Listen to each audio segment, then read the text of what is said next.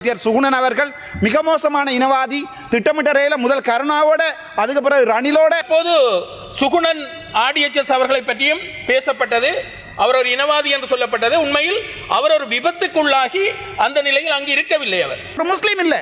வெக்கமடாப்பா வெக்கம் வெக்கப்பட்டு சொன்னாலும் வெக்கமாக அதுக்கு வெக்கப்பட்ட வேட்டுக்கே வெக்க வையா. அதே நேரத்தில் பிறகு பார்த்தால் இவர்களுடைய அமைச்சரவையில் ஒரு முஸ்லீம் இல்லை. ஏதோ கடவுள் புண்ணியத்தால் இன்ஷா அல்லாஹ் அந்த பிரதி சபாநாயகர் கதிரையில் வந்து ஒரு முஸ்லீம் மறுத்தி விட்டுருக்காங்க. எந்த அந்தால தூக்குறாங்களோ தெரியாத மக்கள் பொட்டுகள் அணிந்து ரூபகாயினில் செய்தி வாசிக்கலாம் சட்டங்களை சந்திரிகாவினுடைய ஆட்சி காலத்தில் கொண்டு வந்த போது அந்த மனிதன் தன்னுடைய இனத்தினுடைய வழிகளை விட்டு நான் இன்றைக்கு வடக்கு மாநில எடுக்கணும் ஒரு தமிழ் நான் சொல்றேன். இன்றைக்கு வடக்கு மாநில எடுக்கணும் முதலாக அபிவிருத்தி செய்வது பொம்மை வெளி காக்கதீவு பகுதிகளில் மக்கள் வாழுகிற இடம் பார்த்தா கிழக்கு மாவட்டத்தில் ஒரு வெங்காயம் எனக்கு அந்த பேர் தெரியல ஒரு வெங்காயம் உண்டு ஈரோஸ்ல இருந்து அது வந்து கிழக்கு மக்கள் 40 வருஷமா அரசியல் செய்யறாங்க. சுபாஷ் அண்ணன் எத்தனை நாள் அடிபட போறோம் இந்த பிரச்சனைகளுக்காக எத்தனை நாளைக்கு அடிபட போறோம். முஸ்லிம் பாராளுமன்ற உறுப்பினர் பேச அட பாவண்டா அவங்களுக்கு வாயும் இல்ல வேற இடத்துல இருக்கிறதும் இல்ல எல்லாத்தையும் அடைஞ்சு வச்சிருக்கிறாங்க. கோடீஸ்வரன் அவர்கள் கேட்டுக்கொண்ட ஒரு விடயம் என்னவென்றால் இந்த பிரச்சனையை சுமூகமான முறையில் சுகாதார அமைச்சரிடம் தீர்த்து வைக்கத்தான் அவர் சொல்லியிருந்தார். காபை கலட்டினால் தான் சிகிச்சை அளிப்பேன் என்று வைத்தியர் ஒருவர் கூறியது. இது எங்கே கொண்டு செல்கிறது என்று தெரியல இந்த நாட்டில். அப்போ இந்த உள்ள சாதாரணமாக ஒரு பாடசாலைக்கு எல்லாத்துக்கும் தெரியும். ஒரு பாடசாலைக்கு முஸ்லீம் பாடசாலைக்கு செல்கின்ற உயர்தர மாணவிகள் அணியிறது. சட்டபூர்வமாக்குங்கள், அமைச்சரவையில் போடுங்கள், அமைச்சர் அனுமதியோட சட்டமாக்குங்கள். இந்த உடுப்பில் என்ன பிரச்சனை இருக்குது?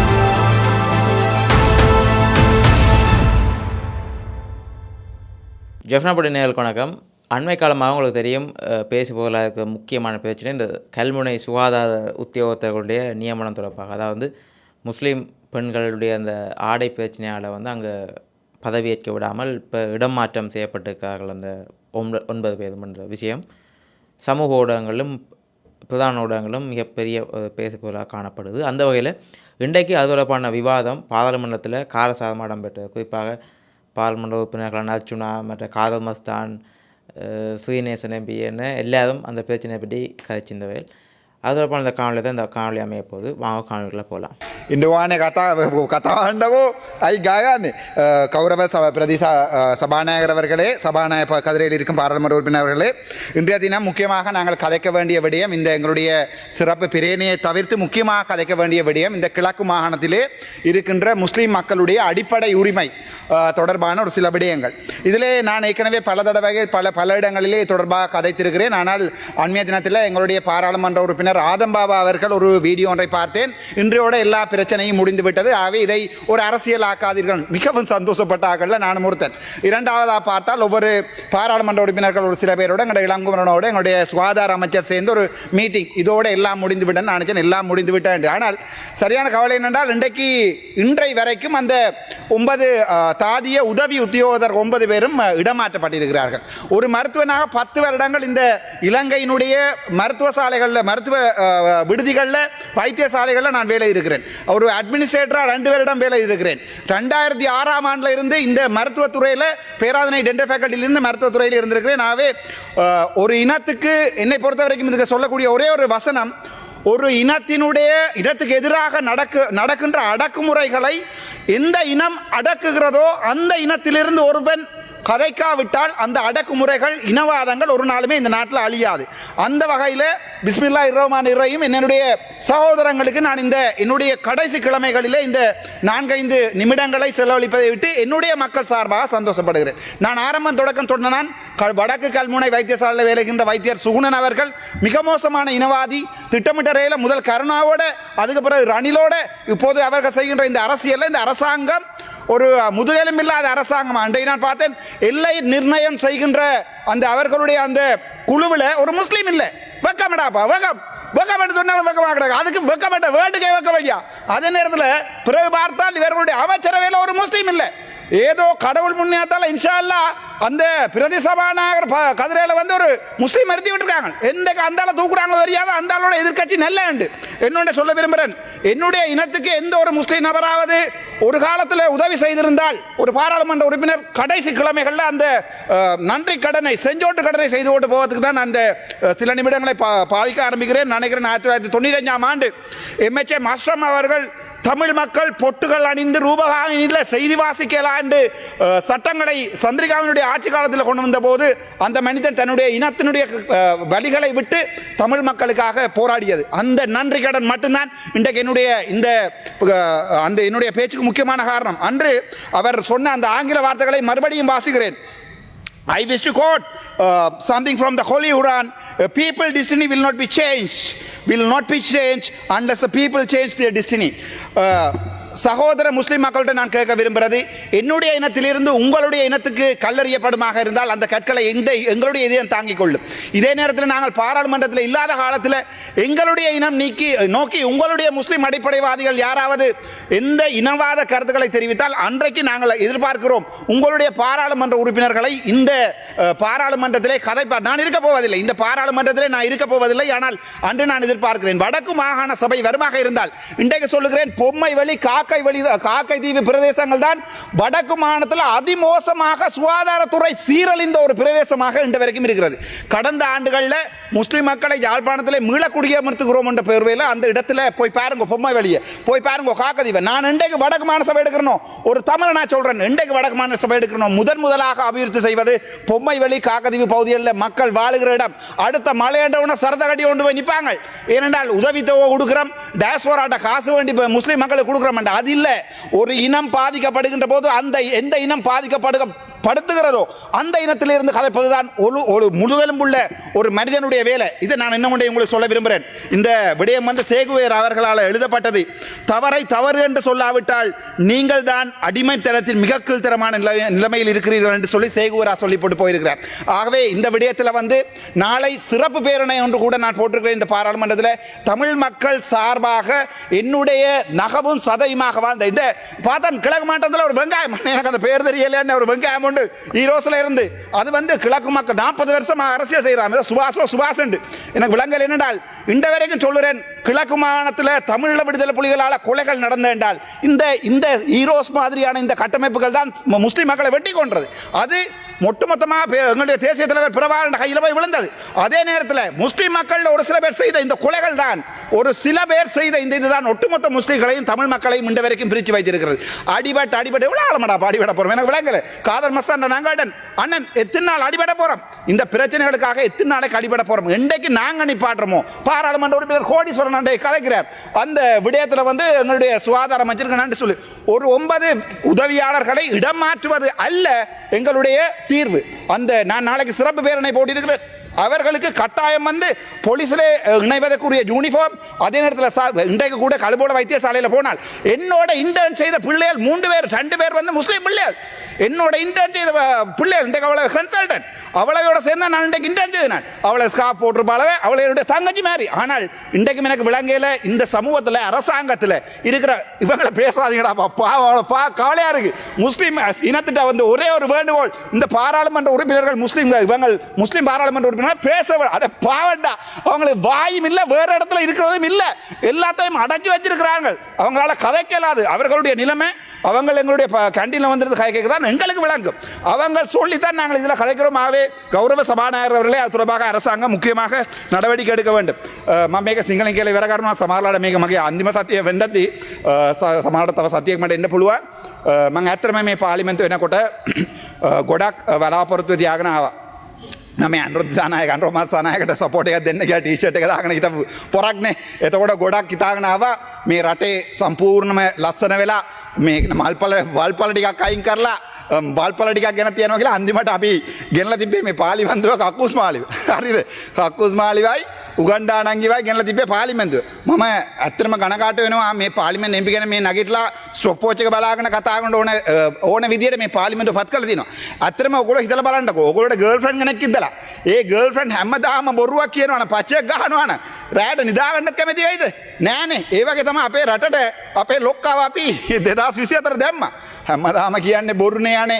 හැම එකටම කියන්නේ ඔයගොල්ලෝ කිව්වා ජාතිවාදී ආණ්ඩු නෑ, කිසි දෙයක් නෑ කියලා. දැන් ඔය වපුර පුපුරලා තියෙනවා නගින හෙර පැත්තට මේ මුස්ලිම් අර දරුවන්ගේ මේ ස්කාෆ් කෙන. ඊට පස්සේ දැක්ක මම මේ මාත්‍යවල කිල්නොච්චි වල අක්කර 50ක් අල්ලගෙන තට්ටු 3ක් බිල්ඩින් හදාගෙන LTT එකක් හදුනා කියලා කවුරු හරි හියුමන් රයිට්ස් එකෙන් ගිහිල්ලා පොරක් ගිහිල්ලා මීඩියා ස්ටේට්මන්ට් එකක් දෙනවා. අනේ මේ අපිට කවදාවත් මං කියන්නම් මේ රට ආපහු මේ LTT ජාතිවාදී හදන්න ඕනේ නැද මම අන්තිම දවස මට නිකන් එකක් අහන්න කැමති කවුරු හරි ඇත්තටම JVP කාරයෝ ඉන්නවනම් කියන්න මේ ප්‍රභාකරන් රස්තවාදියා කියලා කවුරු මේ අන්තිම දවස කරුණාකරලා කියන්න වාඩේ ලැජ්ජයි ලැජ්ජයි උඹලට හරිද කරුණාකරලා අඩුම ගාන තමුන්නාසලාගේ වෙනුවට නැති වෙච්ච රණවිරුව කියන්නකෝ අන්තිම දවස ආන්න ආය ආන්න වෙන්නේ නැහැ මට එළියෙන් දන්නවා ආන්න වෙන්නේ නේ මම දැක්කා උන්ගේ අපේ කතානායකතුමාට මිලියන් 30ක් කොර බංජා දූෂණ කරලා දිනනවා කියලා සියබොක් එකේ ගිහිලා මේ නඩුව දාලා තිනවා මම ආවිලා පළවෙනි දවසේම කැප්පුනේ මේ කතානායකතුමාත් මතකයිද ඔයගොල්ලොට අන්තිමට චාමින්ද කුලරත්න අයියා එළියට දාලා හරිද ඌ දැන් මේ FR එකක් දාගෙන සුප්‍රීම කෝට් යනවා ලැජ්ජයි මේ කතානායකතුමාට සියබොක් එකේ මිලියන් 30ක් මේ හොරකම් කරා කියලා මේ අභාවිතා කරා කියලා මේ තේබල අභාවිතා කරා කියලා නඩුව දාලා තිනවා ඒක අමතරව මේ බැක්ඩේට් කරලා ලියුමක් ගන්න හැදුවාට කතානායක අපේ ස්පීකර් කතානායකතුමා බැක්ඩේට් කරලා මේ කැබිනට් එකෙන් ලියුමක් ගන්න හැදුවල් අන්තිමට මේ ප්‍රයිම් මිනිස්ටර් කියලා ඒක දෙන්න බෑ කියලා ඒවා මේකේ මාධ්‍යවල තියෙනවා ඒ නිසා දුකයි 323 කන්ටේනර් ගිය දැන හොයා ගන්න බෑ හරිද හැබැයි අපි ජෙලෝ ලයින් එක වාහනේ නැවතුවා නම් නඩුව 29ක් මට දාපු නඩුව 29ක එකක්වත් මම වැඩිකාරය වෙලා තියෙනවා කියන්නකෝ අවුරුදු 39ක් මම මේ සිස්ටම් එකේ හිටියා මට එක නඩුව තිබ්බද කියන්නකෝ මම පාර්ලිමේන්තුව එන්න කලින් ඒ නිසා ඔයගොල්ලෝ ගොඩක් බලාපොරොත්තු තියාගෙන ආවා මම හිතන්නේ මේ පාර්ලිමේන්තුවෙන් නම් පළවෙනිම ඉවත් වෙන්නේ මම එන්නදී අත්‍තරම හර්ද සාක්ෂි මම ඔයගොල්ලන්ට මාර ආදරේ වෙලා හිටියේ මාර බලාපොරොත්තුව තිබ්බා මේ පාර්ලිමේන්තුව වෙනකොට අත්‍තරම කියන්න මේ කින රට සම්පූර්ණයෙන්ම ලස්සන වෙනවා කියලා දැන් කවුරු කියනවා ඊළඟට අපේ වාහන ටිකක් අඩුම විලට ගන්න ගරු මන්ත්‍රීතුමනි ඔබතුමාගේ කාලය අවසానයි 9:29 හරි සර් මම තපර 20ක් දෙන්න එතකොට අපි බලාපොරොත්තු මේ විට්ස් එක දෙන්න ඕනේ නැහැ ලක්ෂ 12ට අඩුම ගාන විට්ස් එක ලක්ෂ 80ට 90ටවත් ගන්න පුළුවන් විදිහට මොනවා හරි හදා ගන්නකෝ අනේ ડોක්ටර්ස්ලාට පර්මිට් එක දෙන්නකෝ අනේ පුළුවන් නම් ડોක්ටර්ස්ලා ඔක්කොම පිටරට බයිනවා මමත් ඕන වුණ පිටරට ගිහලා ජීවත් වෙන්න පුළුවන් මට SLMC එකක් තියෙනවා GMC එකක් එක්සල් එකක් ලියාගත්තා නම් යනවා පිටරට මේ කෝටි දෙකමාර කවුරු දෙකට පඩිය අනේ පොඩ්ඩක් හිතලා බලන්නකෝ අපි නැති කාලෙවත් මේක කියන දේවල් පොඩ්ඩක් හිතට අරගෙන ලබන වරදකට මේ ડોක්ටර්ස්ලාට පර්මිට් එක තියලා 1200 ගාන ડોක්ටර්ස් අපහලා තියෙනවා රටේ இன்று தேசிய மட்டத்தில் பேசும் பொருளாக இருக்கின்றது கல்முனை வடக்கு பக்கமுள்ள ஆதார வைத்தியசாலையில் புதிதாக நியமிக்கப்பட்ட 9 பெண் உதவி சுகாதார பணியாளர்கள் இலங்கையின் அரசியலமைப்பால் பாதுகாக்கப்பட்ட தங்களுடைய மத கலாச்சார ஆடையை அணிந்து கொண்டு பணி செய்வதில் ஏற்பட்ட பிரச்சனை பிறகு கல்முனை அஷ்ரஃப் வைத்தியசாலைக்கு தற்காலிகமாக அவர்களை மாற்றியது அதே போல் இது இவ்வாறு இருக்கையில் பொல்காவல பகுதியில் உள்ள வைத்தியசாலை ஒன்றில் நிக்காபை கலட்டினால்தான் சிகிச்சை அளிப்பேன் என்று வைத்தியர் ஒருவர் கூறியது இது எங்கே கொண்டு செல்கிறது என்று தெரியல இந்த நாட்டில் ஒரு மக்களுடைய ஒரு சமூகத்துடைய கலாச்சார உடையில் என்ன இருக்கின்றது சாதாரணமாக இந்த நிக்காபன் எடுத்தால் இதை பொதுவாக நாங்கள் பார்க்கண்டா இதில் வந்து மருத்துவ ஒழுக்கத்துக்கு இதனால் எந்த விதமான பாதிப்பு வருகின்றதான்னு பார்க்கணும் அதே போல் இவ்வளோ காலமும் முஸ்லீம் பெண்கள் குறிப்பாக சொல்வதென்றால் முஸ்லீம் பெண்கள் வந்து சமூகமயமாக வர்றதில் உள்ள பிரச்சனை இந்த ஆடை பிரச்சனை அப்போ இந்த ஆடை பிரச்சனை இன்று ஓரளவு அங்குள்ள அதிகாரிகள் ஒவ்வொரு திணைக்கள அதிகாரிகள் நிக்காபை போட அனுமதித்ததால் இன்று பல துறைகளில் முஸ்லீம் பெண்கள் வரக்கூடியதாக இருக்கின்றது அதில் குறுகிய நோக்கத்தில் இவ்வாறான தடைகளை போடையில் மறுபடியும் அவர்கள் வர்றது குறையும் முஸ்லீம் சமூகத்தில் உங்களுக்கு பிரதானமானதாக தெரியுமா குறிப்பாக இங்கே சொல்கிறது என்றால் ஹிஜாப் என்றால் குறிப்பாக இதில் விளக்கம் எல்லாரும் இப்போ ஃபேஸ்புக்கில் பார்த்துக்கிறீங்க கால் சட்டையை அணிகிறதோட அதாவது நீல கால் சட்டை அணிந்து மற்றது நீல கைக்குரிய சட்டையை அணிகிறதோட தலையை கவர் பண்ணுறது முகம் தெரிந்து தான் இருக்கும் அப்போ இந்த உள்ள சாதாரணமாக ஒரு பாடசாலைக்கு எல்லாத்துக்கும் தெரியும் ஒரு பாடசாலைக்கு முஸ்லீம் பாடசாலைக்கு செல்கின்ற உயர்தர மாணவிகள் அணிகிறது முகம் மூடுறது இல்லை அப்போ இதை பிழையான வரைவிலக்கத்தை எடுத்துக்கொண்டு சிலர் ஹபாயாண்டு இங்கே பிழையாக பேசப்படுது மூஞ்சு மூடினதாக பேசப்படுகிறது முகம் மூடுவதில் சிலர் மூடினாலும் ஆனால் அங்கே கேட்கப்பட்டது முகம் மூடுற பிரச்சனை அல்ல அப்போ இதில் என்ன பிரச்சனை இருக்கின்றது ஏன் இதை பெருசாக்கி கொண்டு இன்று சமூகங்கள் இங்கே பல அனர்த்தங்கள் நடந்திருக்கின்றது. பல யுத்த கால பகுதிகளில் எவ்வளோ ஒற்றுமையாக வாழ்ந்தார்கள். இது ஒரு சிலர் எல்லாத்திலையும் இருக்கின்றார்கள். ஒரு சிலர்கள் எடுக்கின்ற தவறான முடிவுகள் அது சில பிரச்சனைகளை உருவாக்கின்றது. இதில் சமூக வலைதளங்கள் முக்கியமானது. இன்றைக்கு சும்மா ஒரு சின்ன விஷயத்தையும், ஆனால் இது ஒரு சின்ன விஷயம் அல்ல. அப்போ அதில் மிகவும் பக்குவமாக நடந்து இது ගරු මන්ත්‍රීතුමනි ඔබතුමාගේ කාලය තව විනාඩි 2යි. இது சம்பந்தமாக எடுக்க வேண்டியதில்லை. ஏண்டா சிலர் அரசியல்வாதிகள் பேசினால் அரசியல் சார்ந்த விவரம் என்று சொல்வார்கள். ஏண்டா கௌரவ மனோ கணேசன் பாராளுமன்ற உறுப்பினர்கள் சம்பந்தம் அழகாக கூறியிருக்கின்றார். அதை பேசினால் அவர் அரசியலுக்காக பேசுகிறேன்னு சொல்லுவாங்க. பல டாக்டர்ஸ் பல வைத்தியசாலைகளில் பணிப்பாளர்கள் பேசியிருக்கின்றார்கள். அவங்கள ஃபேஸ்புக்கில் போடுறாங்க. எவ்வளோ அழகா, இது ஒரு பிரச்சனையே இல்லை.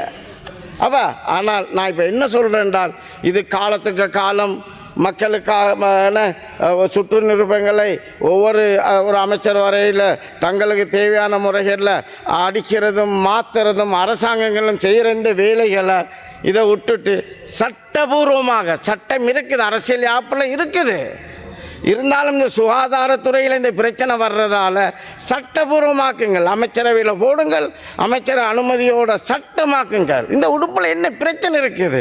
இது சம்பந்தமாக நீங்கள் கலந்து ஆலோசிங்கள், அமைச்சரவைகளை பேசுங்கள். இந்த உடுப்பில் பிரச்சனை இல்லாட்டி இந்த உடுப்பை நீங்கள் அங்கீகரிச்சிங்க என்றால் போலீஸ் துறை, அதே மாதிரி பாதுகாப்புத்துறை, ஏனைய சகல துறைகள்லையும் பெண்கள் வருவார்கள், முஸ்லீம் பெண்கள். அப்போ சும்மா பொய்க்காவதை அவர்களே அடக்கி வச்சுக்கிட்டு இருக்கிறார்கள், அவர்களை ஒன்றும் செய்ய விடுறார்கள் என்று இல்லை. அதுக்கு ஏனைய அரசாங்கம், ஏனைய நாடுகளில், முஸ்லீம் நாடுகளில் அனுமதிக்கப்பட்டிருக்குது. இன்றைக்கு ஃபுட்பால் விளையாடுகிறார்கள் அங்கே உள்ள யுவதிகள் வந்து அதுக்குரிய கலாச்சார உடுப்போட. ஏன் அதை இங்கே அங்கீகரிச்சிங்க என்றால் அதே மாதிரி அவர்கள் வருவார்கள் என்ற அடிப்படையில் இதை ஒரு பெருசாக்க வேணாம். இதை பெருசாக்கணும். எல்லாத்துலேயும் சில கருத்துக்கள் சொல்வார்கள். எங்கட பாதிகள் இருக்கின்ற மக்கள் நாங்கள் அந்யோன்யமாக தான் பழகின்றோம், உறவு முறையில் தான் பழகுகின்றார்கள். மக்களுக்கு மத்தியிலையும் அதிகாரிகளுக்கு மத்தியில் இவ்வாறான பிரச்சனை இல்லை. உறுப்பினர்களே, ஆனால் ஒரு சிலர் யாருடைய தூண்டுதலால் இவ்வாறான செயல்பாடுகளை செய்கின்றார்களோ தெரியல. இதற்கு இடம் கொடுக்காமல் உங்களை 150 பேர் உங்களுடைய நீங்கள் தெரிவு செய்வதற்கு காரணம் மக்கள், உங்களுக்கு அந்த அளவுக்கு மக்கள் நின்றிருக்கிறார், எல்லா சமூக மக்களும். அப்போ எந்த சமூகத்துக்கும் பாதகமான முடிவுகள் எடுக்காமல் நீங்கள் இதை ஒரு சட்டமாக்கி இந்த ஹிஜாப் உடுப்பை சட்டப்படி இது எல்லா அரசு நிறுவனங்களையும் தொழில் புரிபவர்களும் சாதாரண பெண்கள் இந்த ஆடையை அணியலாம் என்று சட்டத்தை கொண்டு வாங்கள். இந்த சட்டம் இல்லை என்பதைத்தான் அங்குள்ள அந்த பணிப்பாளர் கூறுகின்றார். அப்படி என்றால் ஒன்றும் வராது. அந்த அடிப்படையில் விரைவாக இதற்குரிய சட்டத்தை உருவாக்கி பெண்களும் பல துறைகளிலையும் சாதனை செய்வதற்கு, அதே மாதிரி பல தொழில் நிறுவனங்களையும்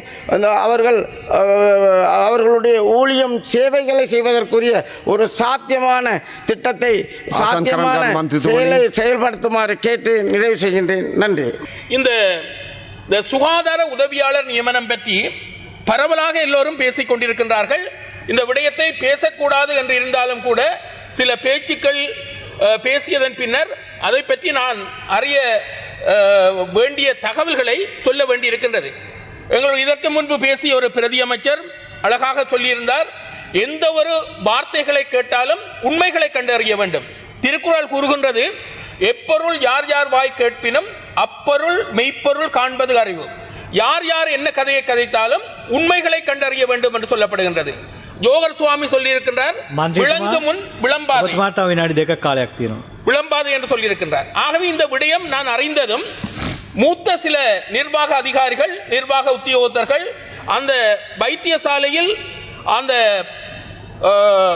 ஹாஸ்பிட்டல் கமிட்டி என்று சொல்லப்படுகின்ற வைத்தியசாலையில் இருக்கின்ற குழு தலைவர் சந்திரசேகரம் ராஜன் மற்றும் முரளீஸ்வரன் போன்ற பணிப்பாளர்களோடு தொடர்புகளை ஏற்படுத்தி உண்மைகளை கண்டறிய விழிக்கின்றேன். நான் இதுவரை வெளியில் இந்த விடயங்களை பற்றி பேசவில்லை. இப்போது பரவலாக இந்த பேச்சு இடம்பெற்றபடியால் சொல்லுகின்றேன். அப்போது பேசிய போது அந்த மூத்த ஒரு பணிப்பாளர் சொன்ன ஒரு விடயம், நிர்வாக உத்தியோகத்தர் சொன்ன விடயம் என்னவென்றால், அந்த எங்களுக்கு என்ற ஒரு தாபன விதி கோவை இருக்கின்றது, எங்களுக்கு என்ற ஒரு சுற்று நிருபம் இருக்கின்றது. இந்த சுற்று நிருபத்தை மீறினால் அல்லது தாபன விதி கோவையை மீறினால் எங்களுக்கு மேல் இருக்கின்றவர்கள் நடவடிக்கை எடுப்பார்கள்.